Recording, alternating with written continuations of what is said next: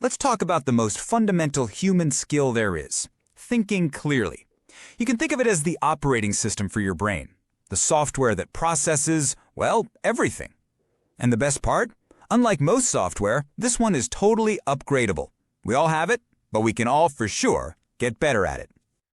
Okay, imagine this. You get home, you open the fridge, and the leftovers you've been dreaming about all day are just gone.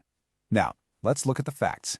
You've got one roommate, no pets, and there's absolutely no sign of a break-in. So who's the prime suspect? All the evidence points right to your roommate.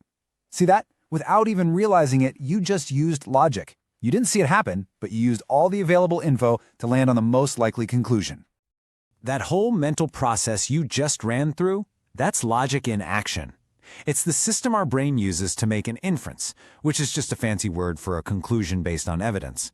It's not a random guess, it's all about connecting the dots in a way that makes a clear, sensible picture out of the chaos. But here's the thing. Logic isn't just one single thing. It's kind of like a toolkit with different tools for different jobs. So let's take a look at the 4 main types, or as I like to call them, the 4 flavors of logic. And this is where you see a huge split in how we think. On one hand, you've got informal logic. You know, Nikki saw a black cat, and then she got fired, so she figures black cats are bad luck. It feels like there's a connection, but it's really just a leap of faith, right? An unprovable generalization. But on the other hand, formal logic is built on solid, verifiable facts.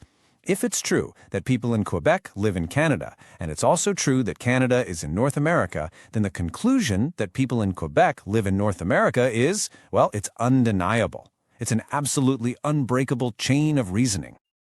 Now, formal logic can get even more precise. Symbolic logic takes our everyday language with all its messy, fuzzy meanings and translates it into something that looks a lot like math. By assigning symbols to different ideas, we can test an argument with total clarity and remove any room for doubt. So, for example, if A stands for the statement, all mammals feed their babies milk, and B is all cats feed their babies milk, we can combine them. That little symbol in the middle, that just means and. So, if A and B are both true, that arrow shows us it has to imply C, all cats are mammals.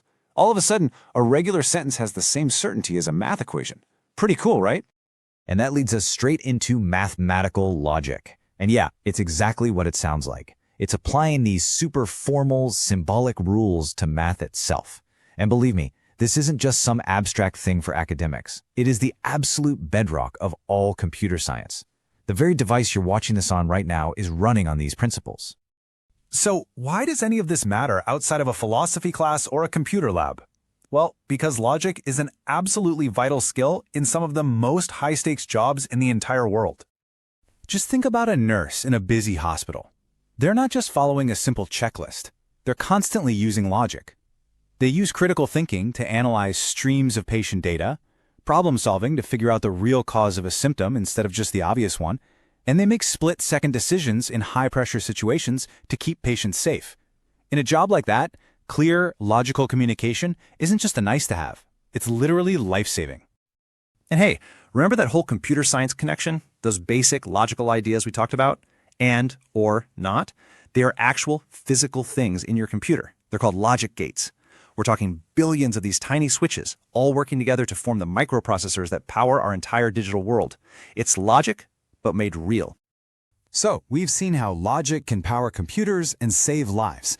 But how do we apply it to our own everyday thinking? Well, that brings us to critical reasoning, the process of actively upgrading your own mental operating system.